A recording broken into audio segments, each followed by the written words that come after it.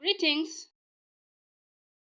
This is a prophetic message for the people of Turkana and Karamoja. There are two messages in one. The very first one is from many years back. I've been trying to send it to the leadership, and I'm not sure, but I hope that at least this will get to them. In the first one, I was told about the foreigners in the land and what schemes I think they both the hosts and the guests, they know about it.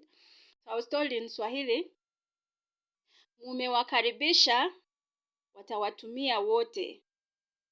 That was the first one. It's from many years back. Now, just a few days ago, I had a troubling dream. I'll call it a dream, but it was really a detailed experience and a very troubling one.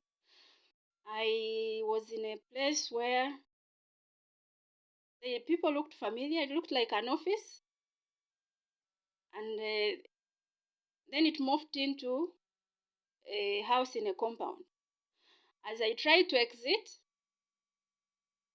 in one doorway, a man in that little piece of cloth they used to wrap around the hips, and then a little bit, an extra piece of cloth to cover the genitals, was standing in my way in the doorway.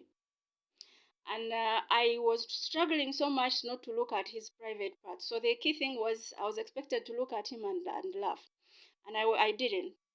And I didn't want to confront him, so all I did was to try to use another exit. And then there I found a woman, very hostile also. The facial expression was really one scary one. And now I knew, after meeting two of them, I knew that there was something about them coming for me.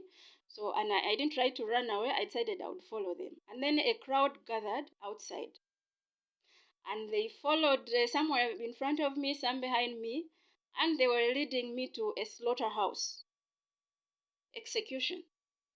And they were shouting and with a lot of hate. And I said, but this, to myself, I don't know these people. I've not done anything to them. Why would they? But they just kept shouting, and they were happy that finally they had me in the that they had captured me. So what I did was to pray quietly. I prayed to the Lord and asked for help to come and rescue me. But because they did not know that I'd said my prayers, soon we approached a church. And then one of them said, let's go to the church first.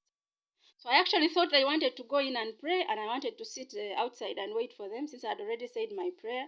And then I didn't believe they were serious about the prayers anyway, because what they did to me, first of all, no one had told me why I was a captive and why they were leading me to the slaughterhouse.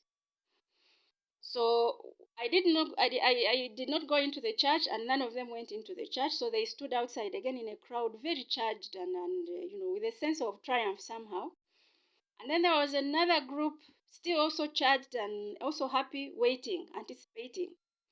So when I bypassed the church and went to sit right behind the church to wait, that's when the slaughterhouse came into view. And I understood that the slaughterhouse wasn't for cows or goats or sheep. It was actually for people. And now, even before I got to the second crowd, between the first and the second crowd, somehow I regained my strength, and I was telling them I was not the one going to die. They would be the ones to die. And I assured them that soon they would understand